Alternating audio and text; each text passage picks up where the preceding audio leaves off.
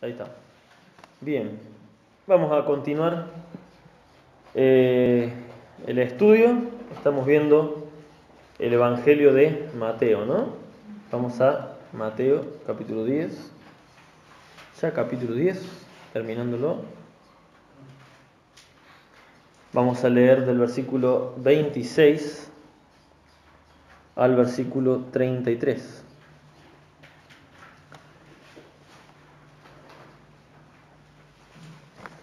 ¿Lo tienen? Bien, dice así.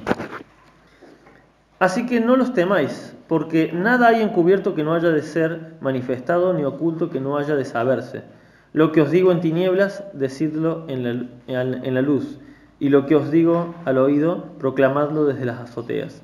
Y no temáis a los que matan el cuerpo, mas el alma no pueden matar. Temed más bien a aquel que puede destruir el alma y el cuerpo en el infierno. ¿No se venden dos pajarillos por un cuarto? Con todo, ni uno de ellos cae a tierra sin vuestro Padre, pues aún vuestros cabellos están contados, pues aún vuestros cabellos están todos contados. Así que no temáis, más valéis vosotros que muchos pajarillos.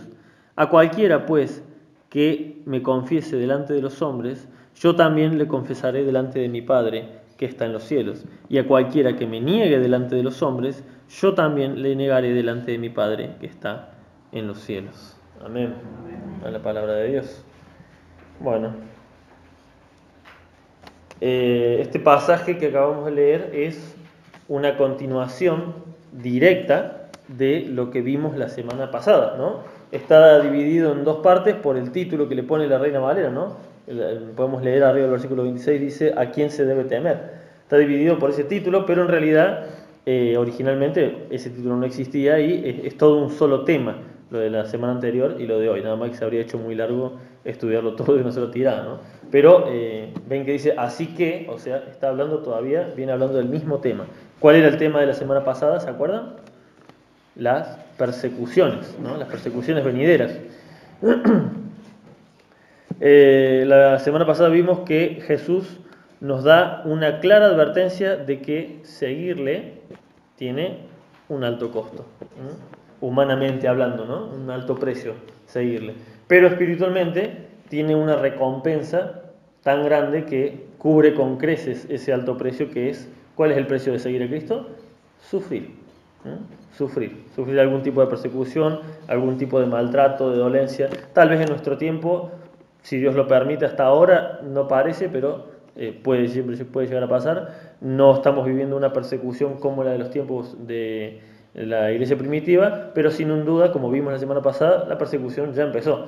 Empieza de forma ideológica, por medio de palabras, por medio de prohibiciones, por medio de discriminaciones de cierto tipo.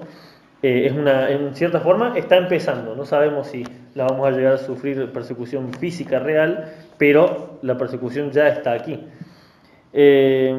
Vamos a leer el número 26 de vuelta. Mateo 10:26 dice, así que no los temáis, porque nada hay encubierto que no haya de ser manifestado, ni oculto que no haya de saberse. Fíjense que empieza con un mandamiento este pasaje. ¿Cuál es el mandamiento? Tic-tac. No lo temáis. Es un mandamiento. ¿Ven que es tan imperativo? No es una sugerencia. Así que no teman, no tengan miedo, está diciendo, ¿sí? Es un mandamiento. ¿A quién se refiere no temerlo? Bueno, todo lo que vimos la semana pasada, ¿no? A ser perseguidos, a ser entregado a las autoridades, ya sea por gente fuera de nuestra familia o gente dentro de nuestra familia, que no temamos a las disputas dentro de la familia, que no temamos a las persecuciones dentro de la familia, me refiero a la familia carnal, no a la familia de Cristo, que todas estas cosas se van a dar. Dice, no, así que no los temáis, no temas a todo esto que va a venir. Y obviamente, como vimos, estaba hablando de persecución hasta la muerte, Señor Jesús. No tengas miedo. Este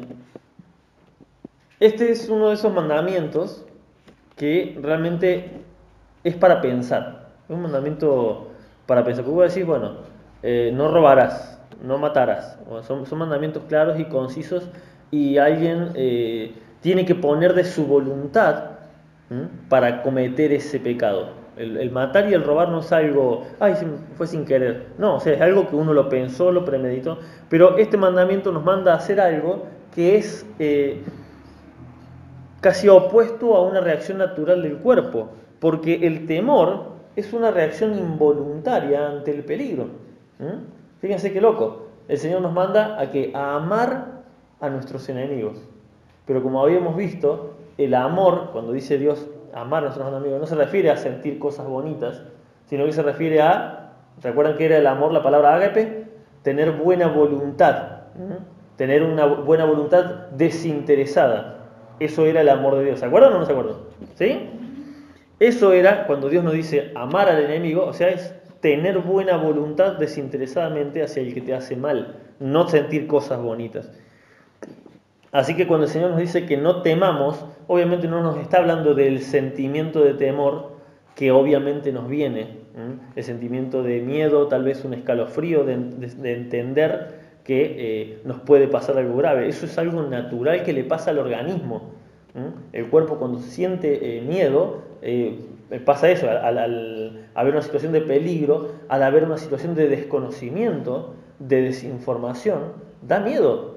Da miedo, si a vos te viene, por eso hay tanta gente asustada, yo entre ellos, la verdad, lo reconozco, con el tema de la vacuna, porque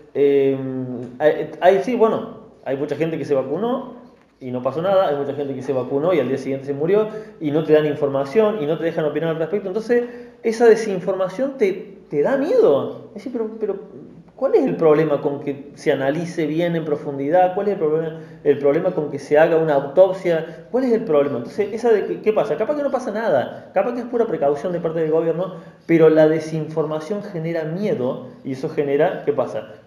Gente, obviamente, que está en contra de la vacuna, gente que está... Bien, precisamente eso pasa con nuestro organismo cuando tiene desinformación. Cuando vos pasas por una zona que está toda oscura y capaz que no hay nadie, si vos caminas todo por acá arriba a la noche, no hay nadie, pero está tan oscuro y vos no sabés si va a haber un loco ahí con un cuchillo escondido. La pregunta, si vos te pones a pensar, es ¿qué va a hacer un loco a las 3 de la mañana escondido en lo suyo esperándote a vos? O sea, no tiene sentido, pero al no saber si hay alguien o no, da miedo. Pero a veces uno genera ese miedo. Exactamente, uno genera ese miedo. Entonces, el mandamiento del Señor va más allá de ese sentimiento o de esa reacción del cuerpo, ¿no? Se refiere a otra cosa. Como es falta de información, nosotros no tenemos excusa, porque el Señor cuando está diciendo no le teman a los que van a perseguir, nos está dando el porqué. ¿Qué está haciendo? Nos está informando, nos está trayendo el conocimiento de lo que va a pasar si nos persiguen. Por eso nos está diciendo, no teman. El temor está cuando vos no sabés qué te va a pasar. Vos decís, si te van a matar. Bueno, vos decís, ok, me van a matar, pero me voy con el Señor. Uno ya tiene esa información. Si me toca morir por Cristo, me dicen, o negás a Cristo o te doy un tiro, y bueno, dámelo, porque yo sé que me voy con Cristo. Y muchos mártires en la historia del cristianismo han muerto así, han muerto alabando, cantando. Las familias dicen en el Coliseo, eran o negás a Cristo o eras entregado a los leones. Y era una muerte horrorosa, iba a ser doloroso, pero morían cantando, gozosos. ¿Por qué? Porque sabían lo que había después. ¿Por qué la gente le tiene miedo a la muerte? Porque no tienen ni idea de lo que hay después. ¿Se entiende? Por ahí va el mandamiento del Señor. Lo leamos de vuelta ahora. Versículo 26. Así que no los temáis, porque nada hay encubierto que no haya de ser manifestado, ni oculto que no haya de saberse. Esto no es solamente un consuelo para los perseguidos a muerte, es un consuelo para todos los cristianos, ¿sí? ¿Por qué? Porque uno de los temores más grandes que experimenta cualquier persona de bien es ser acusado falsamente, ¿no? Y vimos que muchos serán entregados a las autoridades acusados falsamente, ¿no? Precisamente, no hay nada encubierto, no hay ninguna mentira que vaya a quedar en la oscuridad, que vaya a quedar como una mentira para toda la vida, ¿sí? Dios va a exponer a la luz en esta vida o en la otra, o en el juicio final. Siempre digo lo mismo, a los que hacen lo malo, Dios quiera que lo que hacen malo se les salga a la luz en esta vida y se puedan arrepentir, porque si va a tener que salir a la luz recién en la otra vida están en problemas. ahí ya no hay chance de arrepentimiento. Entonces a eso se refiere. No existen secretos que los gobiernos puedan ocultar. ¿Quién mató a Kennedy? ¿Por qué lo mató? Es una cosa que nosotros no podemos saber y nos vamos a morir sin saber seguramente. Pero es un misterio que cuando estemos con el Señor va a estar todo revelado a la luz. Dice la palabra de Dios que todas las cosas nos van a ser expuestas. Él nos va a revelar todas las cosas en el momento de despertar a la vida eterna. Entonces, ¿eso qué hace con el temor? Lo aminora, porque vos ya sabés que hay una esperanza para después de la vida. ¿Sí? Versículo 27. Lo que os digo en tinieblas, decidlo en la luz, y lo que oís al oído, proclamadlo en las azoteas, les dice el Señor a sus discípulos. Muchas de las enseñanzas que Jesús daba a sus discípulos no eran públicas, ¿sí? No eran públicas. Muchas de las enseñanzas eran en privado. De hecho, a veces les decía la parábola y la gente no las entendía y él se las tenía que explicar en privado. ¿Por qué no se las explicaba en público? Porque la gente no estaba preparada todavía para oír el mensaje. La gente todavía no estaba preparada para oír la verdad. ¿Qué pasó cuando el Señor empezó a decir la verdad realmente? Lo crucificaron. Fue una de las razones por las cuales lo llevaron a la cruz. ¿Por qué? Por decir la verdad, por decir que Él era el Hijo de Dios, Él era la salvación, por evidenciar el pecado, la falsedad de los religiosos.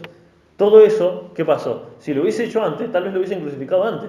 ¿Cuántas veces lo quisieron apedrear? ¿Cuántas veces en una ocasión lo quisieron tirar de un barranco? O sea, el Señor tuvo el cuidado de enseñarles en privado para que después puedan exponerlo en público. Igualmente pasa aquí en la iglesia.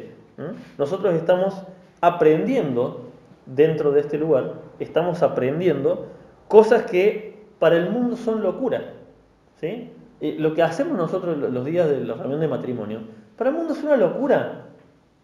¿Cómo vas a estar aprendiendo a llevarte bien con tu mujer si no te llevas bien con tu mujer? Y bueno, hay un montón de otras mujeres, te dicen. Hay un montón de otras. O sea, ¿qué vas a estar renegando con una toda la vida? No tiene sentido. Eso es una locura para el mundo. Que nos reunamos los miércoles, los viernes. Un viernes cada 2 semanas, que nos reunamos a hablar de cómo mejorar el matrimonio, de cómo entender a la pareja. Obviamente, para una persona del mundo no tiene sentido. Pero aquí en la iglesia venimos precisamente a aprender y no vamos a exponerle esas enseñanzas así directas al mundo porque no las van a entender. Porque primero necesitan ¿qué? Salvación. Sin salvación, voy a decir, el Señor puede salvar tu matrimonio. Como dije la otra vez, a veces el matrimonio está tan deshecho que uno se convierte y el otro no le interesa y se va. Y chau. Eso uno no lo sabe. Lo primero es la salvación. Así el Señor le enseñaba en privado, pero un día les iba a tocar exponer en público todas esas enseñanzas. Lo que estamos aprendiendo aquí, hermanos, es exactamente lo mismo. No estamos aprendiendo para nosotros aprender a ser mejores solamente. Sí, obviamente queremos ser mejores delante de Dios, pero no es solamente eso. Lo que dice el Señor, lo que os digo en tinieblas, decidlo a la luz, enseñadlo a otros. Lo que oís al oído, o sea, en secreto, proclémanlo desde las azoteas. Un día, hermano, nos va a tocar lo que estamos aprendiendo acá, enseñárselo a alguien en el mundo. ¿Y saben qué? Muchas veces eso nos puede llegar a llevar a persecución. A una persecución grave, o a una persecución ideológica, o a simplemente burlas, a lo que fuere, del grado que fuere. Pero nos va a llevar a eso. El Señor de eso nos está advirtiendo. Recordemos que todavía estamos en el tema de las persecuciones venideras. ¿Sí? Es el mismo tema. Versículo 28.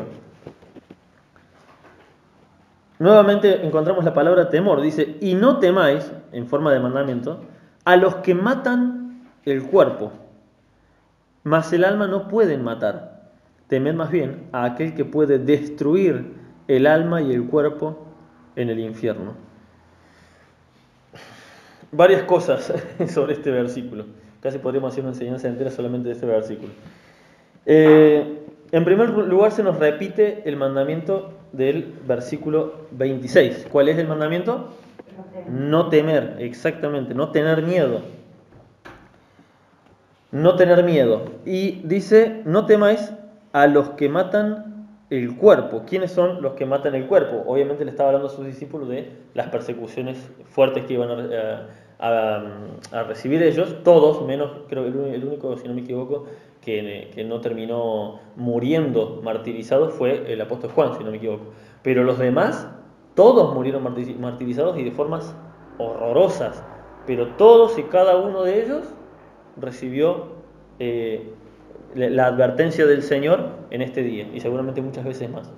Un día van a ser perseguidos, pero la esperanza obviamente que venía después era mucho más grande. Los que matan el cuerpo. Fíjense que el temor, vos le preguntás por ahí a la mayoría de las personas cuál es el temor más grande que tienen, y el temor más grande de la mayoría de las personas es la muerte. Hablo de las personas sin Cristo, ¿no? ¿Cuál es el temor más común? El temor a la muerte. ¿Por qué una persona por ahí busca ser prudente al conducir? Y porque tiene miedo de chocar. ¿Por qué uno cuando se acerca, yo por ejemplo tengo un vértigo, no me puedo asomar desde arriba del techo, no meto 3 metros nomás, y siento un vértigo terrible? ¿Por qué? Porque es un miedo natural. ¿A qué? A la muerte. A la muerte, al dolor, a padecer, a ese tipo de cosas. Es una reacción natural del ser humano tenerle miedo a la muerte. Y en el caso del mundo, es lógico que le tengan miedo a la muerte. ¿Por qué?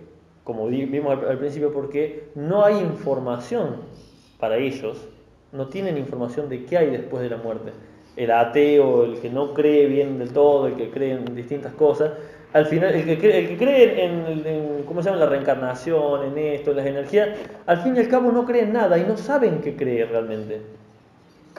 Sabe que, bueno, sí, tal vez haya otra vida, tal vez no. Ahora, a la hora de la hora, en ese momento culminante, cuando te dicen te quedan 3 meses de vida, ¿qué le pasa a mucha gente?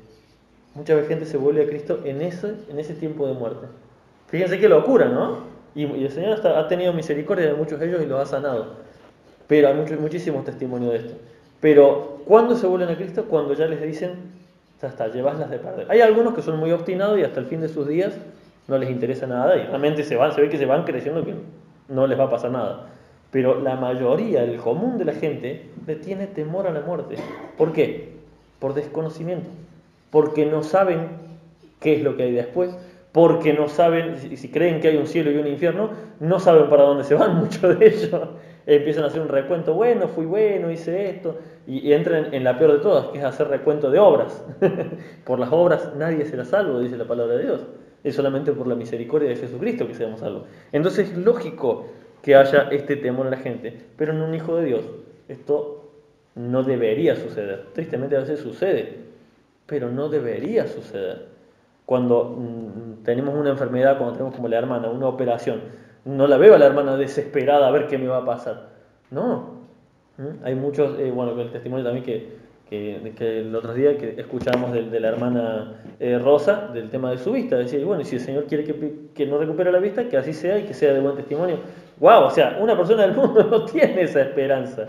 ¿Cómo que si el Señor quiere que quede ciego, quede ciego? Es una locura para el mundo. Pero nosotros tenemos la información de la palabra de Dios que nos dice que Él conoce todo y Él sabe qué es lo mejor para nosotros, mejor que nosotros mismos. Ese desconocimiento del mundo le hace tener temor, pero a nosotros nos tiene que dar una, ¿cómo se dice? Una seguridad constante, una seguridad de todos los días. Hoy vendí poco y bueno, el Señor no quiso que venda mucho hoy día. Hoy me tenían que pagar hoy y no me pagaron todavía, voy a tener que estirar la poquita plata que tengo unos días más. ¿El Señor no sabe de eso? Vamos a ver más adelante sobre eso también. Por eso una buena pregunta que nos podemos hacer es, ¿querés saber si sos salvo o no? Es muy fácil. ¿Qué tanto temes a morir? ¿Qué tanto temor tenés de morir? Yo, por ejemplo, no tengo temor de morir, pero sí me da, por ejemplo, tristeza pensar en irme y dejar a mi esposa, a mis hijos, que estén mal. Eso te genera tristeza. Una cosa es la tristeza. Ahora otra cosa es el temor. Otra cosa es tener miedo a morir. Pero si el Señor quiso que diga, ya este es tu tiempo, no podés tener temor de eso, porque Dios sabe perfectamente cuál es tu tiempo, por más sano que estés. Versículo 28 lo leemos de vuelta. Y no temáis a los que matan el cuerpo, mas el alma no pueden matar.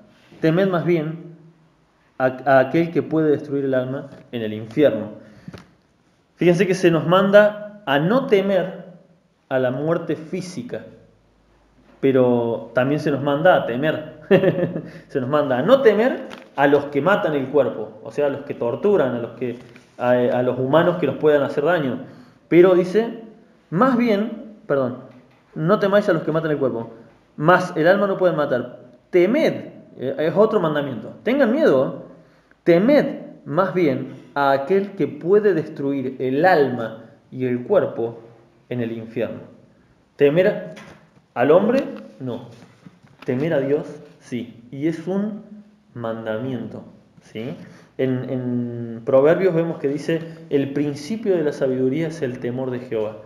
Entonces ahí cuando lo lees en Proverbios es casi como una sugerencia. Te conviene tener temor de Dios. Acá ya no es una sugerencia. Acá ya Jesús dice, teman más bien a aquel que puede destruir el alma y el cuerpo en el infierno.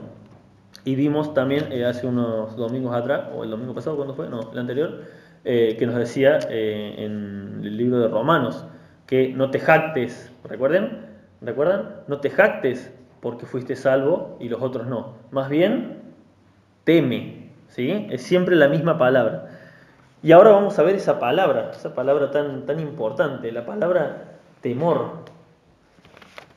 La palabra temor es la palabra, para los que están anotando, fobeo, así como suena con B larga, fobeo.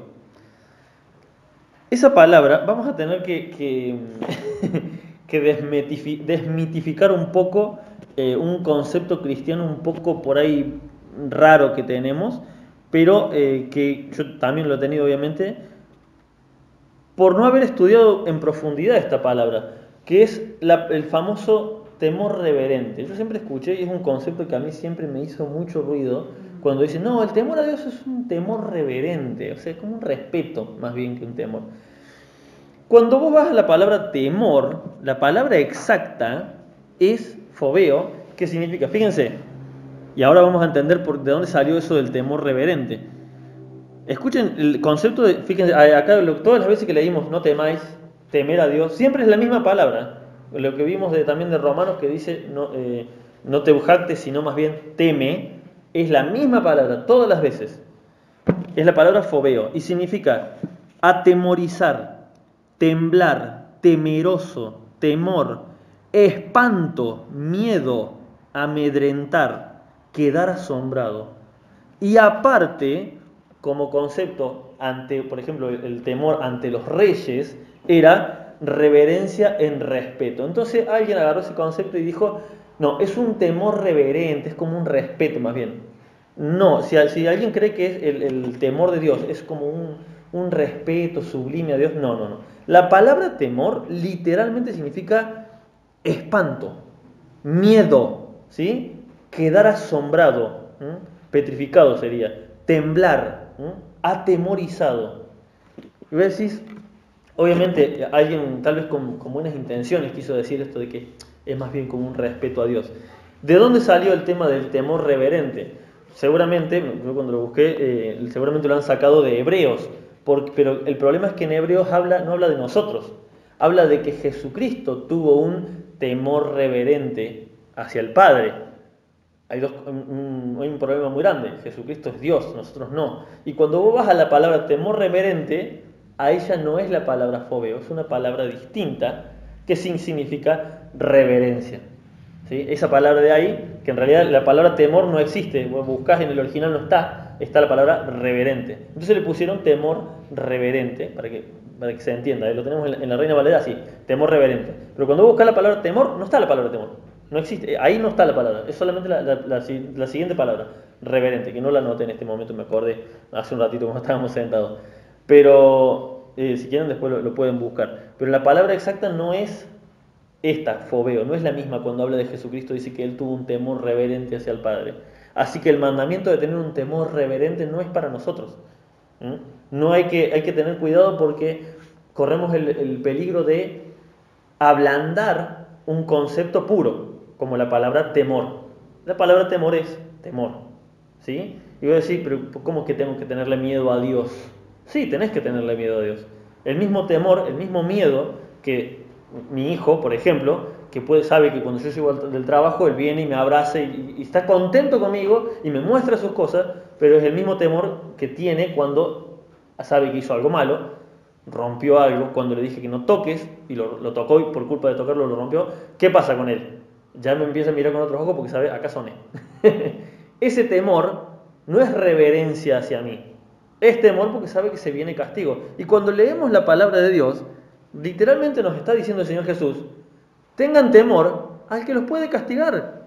Más bien, temed más bien a aquel que puede destruir el alma y el cuerpo en el infierno. Entonces sí hay que tener temor a Dios. ¿Sí? No hay que ablandar el concepto temor con, no, es un respeto. No.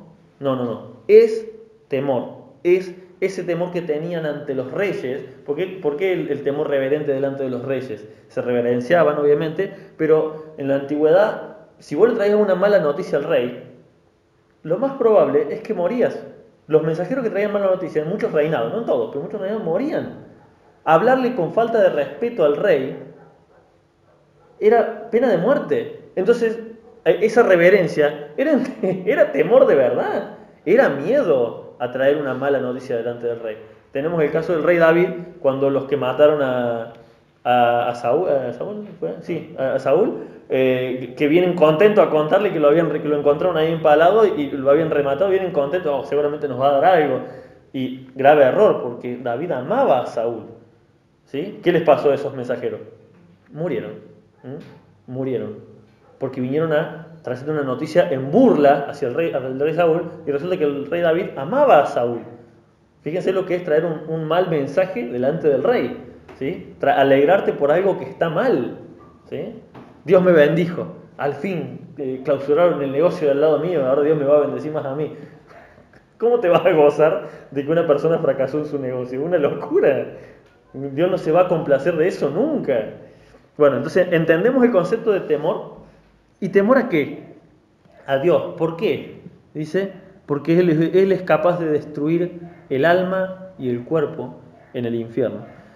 Y aquí es donde directamente me entra en cortocircuito todos los supuestos cristianos que no creen en el infierno, que creen que el infierno en realidad se le llama al simple hecho de estar muerto. No lo puedo entender porque dice claramente destruir el alma y el cuerpo en el infierno. Y voy a decir, ¿por qué tendría que tener temor a simplemente dejar de existir? Hay mucha gente, yo mismo he deseado simplemente, obviamente no me refiero a este tiempo, hace muchos años, cuando éramos chicos, he deseado ese deseo de simplemente morir y dejar de existir, no ir a ningún lugar, ni cielo, ni infierno. Yo he sentido de joven esa sensación de simplemente de inexistencia. Y es lo que cree el mundo. El mundo cree eso, que te morís y ya está, es la inexistencia. ¿Por qué habría que temerle a eso? A simplemente dejar de existir. No, lo que acá nos dice claramente es que verdaderamente y efectivamente hay un lugar más terrorífico al cual ir que esta vida, que es el infierno. Temed más bien a aquel que puede destruir el alma y el cuerpo en el infierno. Hay un motivo, hay una clara advertencia y yo le llamaría hasta una amenaza de parte de Dios, ¿sí? Que le tengamos temor a Él, porque Él es el único que puede. Y ahora cuando pensamos en las persecuciones, porque ese es el tema principal, viene una persona y te dice, precisamente como les pasaba a los primeros cristianos, ¿qué hacían? Les decían, si no negás a Cristo, los vamos a agarrar y los vamos a moler a palo, les vamos a hacer cosas horrorosas, los vamos a quemar vivos si no negás a Cristo. Y obviamente los cristianos consideraban, es un dolor momentáneo, me va a doler horriblemente, pero voy a estar toda la eternidad con Cristo. Decía Pablo, para mí el vivir es Cristo y el morir es ganancia. Así pensaban los primeros cristianos en esos momentos. El morir es ganancia. Para el cristiano, ¿qué significa morir? Significa ser liberado de este cuerpo de muerte, como dice Pablo, ¿no? ¿Quién me librará de este cuerpo de muerte? Por eso la muerte y la separación física, el cuerpo y el alma, no debería ser un motivo de tristeza, todo lo contrario. Tampoco es hacer una fiesta, un jolgorio, pero me refiero, tenemos una esperanza que el mundo no la tiene. Versículo 29 dice, ¿no se venden 2 pajarillos por un cuarto? Un cuarto, para que entiendan, era una moneda romana de muy poquito valor, ¿sí? Como decir hoy en día, un billete de 10 pesos, algo que no tiene ya valor casi para nada. Capaz que hasta menos, ojo. Capaz que capaz que hasta el billete de 10 vale más que lo que valía un cuarto. ¿No se venden 2 pajarillos por un cuarto? Con todo, ni uno de ellos cae a tierra sin vuestro Padre, pues aún vuestros cabellos están contados. están todos contados. Así que, nuevamente el mandamiento, no temáis, más valéis vosotros que muchos pajarillos. Volvemos un poquito a lo que es el estudio más literal de la palabra de Dios, ¿no? Saben que hay los más estudiosos, los que saben, yo la verdad que no tengo mucho conocimiento, ¿no? Pero los que saben de lenguas, los que saben del lenguaje, de cómo se expresa, dicen que la Biblia tiene unas expresiones que son realmente dignas de esos libros, ¿cómo se llama? Esos libros célebres escritos por los grandes escritores, porque tiene muchísimas, por ejemplo, el tema de las parábolas es una cosa que tiene muchísima sabiduría, las formas de expresarse que tenía Jesús, y en particular esta que acabamos de ver. Yo conocí esta palabra que les voy a decir ahora, la conocí hace una semana, unos meses atrás, por otra cosa, porque estaba viendo en YouTube un debate entre un chico pro vida y una chica pro aborto, y conocí esta palabra. Acá lo que el Señor acaba de usar para explicar se llama silogismo. ¿Sí? ¿Saben lo que es un silogismo? Se los leo. Dice, el silogismo es un razonamiento que está formado por dos premisas y una conclusión. La conclusión es el resultado lógico que se deduce de estas dos premisas. Por ejemplo, ¿qué es lo que vimos acá? ¿Cuáles son las dos premisas que nos da acá el Señor? Dios creó a los pájaros. ¿Sí? El pájaro es un animal que vale moneditas o una monedita, un animal de muy poco valor. Y él lo sustenta y ninguno muere sin su consentimiento. ¿Sí? Eso sería como la primera premisa. Dios creó a los pájaros, él las sustenta y ninguna muere sin que se... Aún con el poco valor que tienen, que las podés comprar por unas moneditas, él las sustenta y el Señor conoce de qué muere cada pájaro y ningún pájaro, dice, muere sin el consentimiento de Dios. Ese es el primer razonamiento. Segundo, Dios me creó a mí. Yo valgo mucho más que muchísimos pájaros. ¿Sí? ¿Cuál es la conclusión? Cuánto más me va a sustentar y cuánto más sabrá el Señor mi destino. ¿Se entiende? Sí. Es un poquito complicado, pero fíjense la forma que tenía de expresarse el Señor. Estaba usando esto, que se llama silogismo. Era llegar a una conclusión en base a dos premisas. Estas son las dos premisas que nos da en este pasaje. Él creó a los pájaros, él los sustenta, y los pájaros no tienen casi valor. Dios me creó a mí, yo realmente valgo mucho, por lo tanto, cuanto más, si tiene cuidado de esos pajaritos, cuanto más cuidado va a tener de mí. Eso es lo que quiere decir esa frase que usa el Señor. Y fíjense el versículo 30, dice... Pues aún vuestros cabellos están contados. Pues aún vuestros cabellos están contados. En esa frase hay otro silogismo más. Este versículo realmente es magnífico porque nos hace entender el control que tiene Dios de todo. Fíjense cuál es el silogismo que usa para que lo entendamos. Dios conoce algo tan poco importante como cuántos pelos tengo en la cabeza. ¿A quién le importa cuántos pelos tengo en la cabeza? ¿De qué me sirve saber cuántos pelos tengo en la cabeza? No me sirve de nada. ¿A quién le sirve? Es un dato totalmente inútil. Y aún así, y lo de complicado que debe ser saber cuántos pelos tengo en la cabeza. Bien, el Señor conoce ese detalle. Siendo todopoderoso, conoce cuántos pelos tengo en la cabeza. Un dato totalmente complicadísimo de conseguir, pero totalmente inútil. Esa es la primera premisa. Segunda, mi vida es mucho más importante que un simple montón de pelos. Conclusión, entonces Dios conoce en detalle cada parte de mi vida. ¿Sí? ¿Se entiende? Pues aún vuestros cabellos están todos contados. Quiere decir esto.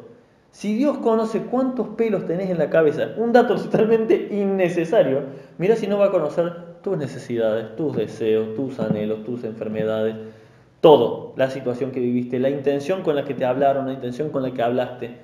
¿Se entiende? Eso se llama, y en la Biblia aparece muchas veces, sobre todo el Señor Jesús la usa, esto es que se llama silogismo, es llegar a una conclusión a partir de entender dos premisas anteriores.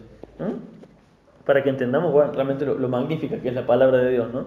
Yo esto, por ejemplo, no lo tenía ni entendido, lo leí ayer. Conocí el significado de silogismo, pero ayer lo terminé de comprender cuando vi como ejemplo este pasaje. En cierta forma lo que el Señor está diciendo es, ¿todavía no entendés el nivel de control que tiene Dios de la situación? Eso es lo que le está diciendo a sus discípulos. No tengan temor, porque Él les advirtió primero que iban a venir persecuciones. Me imagino que decirles eso habrá generado cierto temor en ellos. Empezar, ok, o sea, te seguimos, pero nos está diciendo que nos van a venir a matar. Entonces el Señor ahí nomás en el versículo 26 les dice, no temáis. ¿Sí? Ya al ver seguramente, como les advirtió que iban a venir persecuciones, al ver que empezaba tal vez entre ellos esa incomodidad de saber, che, pero ¿qué nos está diciendo? Ahí nomás les dice, no teman. Y ahí les empieza a dar todos estos ejemplos mostrando el nivel de control que Dios tiene de la vida, de nuestras vidas. Dice, aún de los pájaros, que ¿quién sabe de qué se muere un pájaro? Nadie, solamente Dios. ¿Quién sabe cuántos pelos tiene en la cabeza? Nadie, solamente Dios. ¿Se entiende? Y terminamos, versículos 32 y 33. A cualquiera pues que me confiese delante de los hombres, yo también le confesaré delante de mi Padre que está en los cielos. Y a cualquiera que me niegue delante de los hombres, yo también le negaré delante de mi Padre que está en los cielos. Esta conclusión es como una advertencia bastante contundente y es una advertencia, como me gusta decir a mí, sin grises, ¿no? No tiene ahí como, bueno, a lo mejor podés pensarlo, a lo mejor si hago así las cosas. No, es contundente. El que me confiesa delante de los hombres, dice el Señor Jesús, o sea, ¿a qué se refiere? A no avergonzarse de Cristo, a predicar de Cristo, a que cuando tenés que exponer tus valores firme y claramente, ¿sí?, lo haces. El que me confiesa delante de los hombres, como hablábamos, por ejemplo, el tema de, no me acuerdo si en la reunión de varones o de matrimonios, el tema de las visitas, que muchas veces nos toca tener que decirle a las visitas, ustedes disculpen, pero el día de la reunión es el día de la reunión, así que o vienen con nosotros o esperan en casa. Eso es exponer los valores de Cristo, eso es decir, yo estoy confesando a Cristo delante de mis familiares, para mí Cristo es más importante que todo. Exponer eso, ahí precisamente estamos, dice, confesando a Dios delante de los hombres. A cualquiera pues que me confiese delante de los hombres, yo también le confesaré delante de mi Padre. Y el peligro está acá. Y a cualquiera que me niegue delante de los hombres, o sea, que ponga en primer lugar a los hombres antes que a mí, yo también le negaré. Y esto parece una advertencia que así nomás, no. Yo le negaré. ¿Qué significa eso? ¿Ah? La advertencia que nos hizo antes, el infierno. Porque un hijo de Dios no puede avergonzarse de Cristo. Cuando una persona se avergüenza de Cristo, claramente no es hijo de Dios. Y tenemos que tener en cuenta cosas muy importantes, como les decía antes, a los cristianos los querían obligar a negar a Cristo. ¿Qué pasa? Los apresaban, los golpeaban, les hacían de todo y les decían, si negás a Cristo, te dejamos ir libre. Si no negas a Cristo, te vamos a torturar y después te vamos a matar. Y a veces las torturas eran largas, eran horrorosas.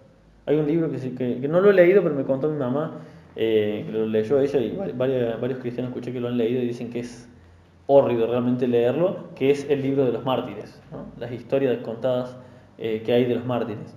Y he escuchado unas cuantas de ellas, no leí el libro entero, pero sí he escuchado varias de ellas. Y las cosas que vivían era una cosa que vos no lo podés creer. Hasta dónde puede llegar la maldad del mundo solamente por obligar a alguien a negar a Cristo. Y tristemente, muchos bajaban los brazos y terminaban teniendo temor. Pero muchos otros, hasta el final de las consecuencias, hasta la muerte, no negaban a Cristo. Eso se los estaba advirtiendo a los discípulos y lo vivieron muchos de nuestros hermanos en Cristo. Ahora, para concluir con esto, ¿no?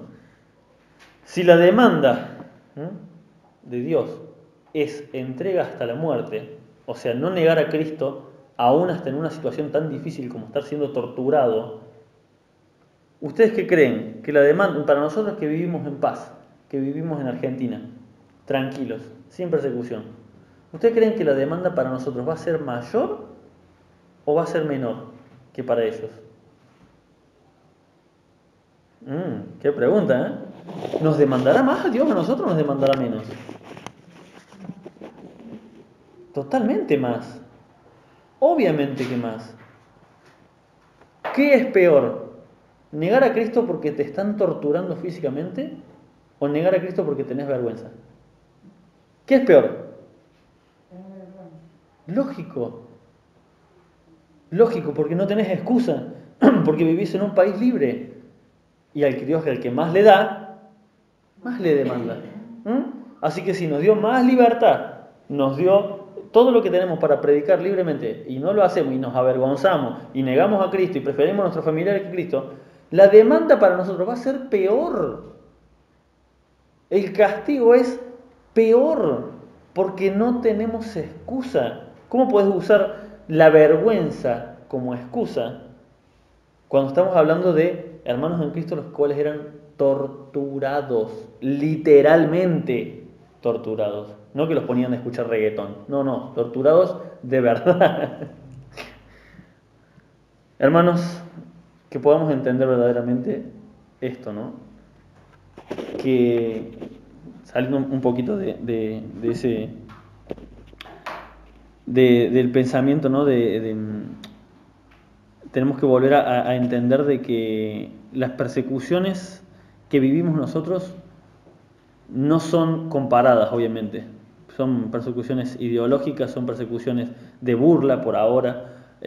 Tal vez hasta nos puedan echar tal vez de un trabajo. Tal vez podamos perder amigos, ¿sí? Pero no son absolutamente nada comparada con la que vivieron muchos hermanos en Cristo. Así que debemos entender verdaderamente que la demanda que Dios nos va a dar a nosotros es mucho más grande, porque nuestra libertad es inmensa. Nuestra posibilidad de poder poner ahora música sin cantar como cantamos recién, eso no lo pudieron gozar muchos hermanos en Cristo.